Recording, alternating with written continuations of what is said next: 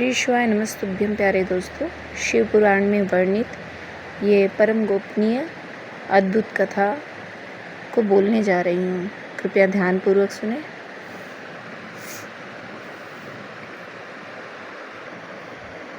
श्री शौनक जी ने कहा, महाभाग सूत जी, आप सर्वज्ञ हैं। हे महामते, आपके कृपा प्रसाद में मैं बारंबार कृतार्थ हुआ। इस इतिहास को सुनकर मेरा मन अत्यंत आनंद से निमग्न हो गया।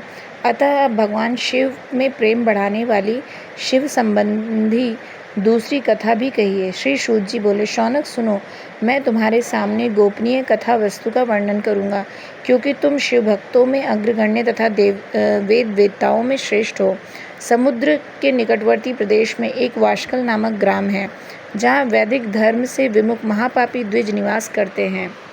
वे सबके सब बड़े ही दुष्ट हैं। उनका मन दूषित विषय भोगों में ही लगा रहता है। वे न देवताओं पर विश्वास करते, न भाग्य पर। वे सभी कुटिल वृत्ति वाले हैं, किसानी करते हैं और भांति भांति के घातक अस्त्र शस्त्र रखते हैं। वे व्याभिचारी और खल हैं। ज्ञान, वैराग्य तथा सद्धर्म का सेवन ही मनुष्य के लिए परम पुरुषार्थ है, इस बात को वे बिल्कुल नहीं जानते। वे सभी पशु बुद्धि वाले हैं। जहाँ के द्विज ऐसे हों, वहाँ के अन्य वर्णों के विषय में क्या ही कहा जाए। अन्य वर्णों के लोग भी उन्हीं की भांति कुत्सित विचार रखने वाले, स्वधर्म विमुख एवं खल हैं। वे सदा कुकर्म में ही लगे रहते हैं और नित्य विषय भोगों में ही डूबे रहते हैं। वहाँ की सब स्त्रियाँ भी कुटिल स्वभाव की, स्वेच्छाचारिणी, पापासक्त, कुत्सित विचार वाली और व्याभिचारिणी हैं।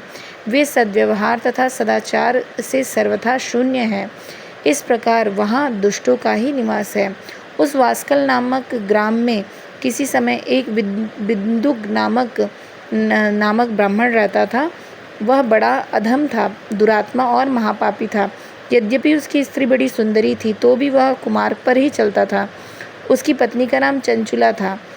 वह सदा उत्तम धर्म के पालन करने में लगी रहती थी, तो भी उसे छोड़कर वह दुष्ट ब्राह्मण वैश्यागामी हो गया। इस तरह कुकर्म में लगे हुए उस बिंदुक के बहुत वर्ष व्यतीत हो गए। उसकी स्त्री चंचुला काम में पीड़ित होने पर भी स्वधर्म के नाश के भय से क्लेश सहकर भी दीर्घ काल तक धर्म से भ्रष्ट नहीं हुई, परंतु दुराचारी पति के आचरण से प्रभावित होकर आगे चलकर वह स्त्री भी दुराचारिणी हो गई।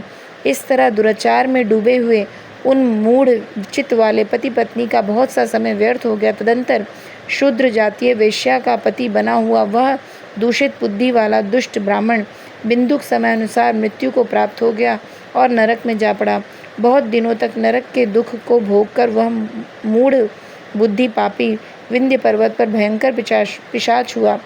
उधर उस दुराचारी पति बिंदुक के मर जाने पर वह मूढ़ या चंचुला बहुत समय तक अपने पुत्रों के साथ घर में ही रही।